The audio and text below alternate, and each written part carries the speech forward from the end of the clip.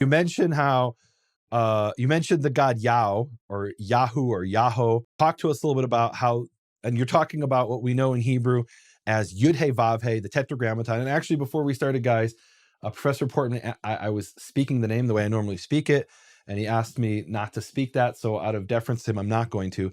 But the name Yud He Vav He, how is that written at Elephantine? So if you take that Greek form from 4Q120 in the Dead Sea Scrolls and you combine it with what we find in Elephantine, there's an Aramaic form of God's name, which is Yahoo, that's really interesting, guys. What's really interesting to me is that one of the clear pieces of information that I can take away from this, from the Aramaic and Greek evidence together, is there's an O in his name.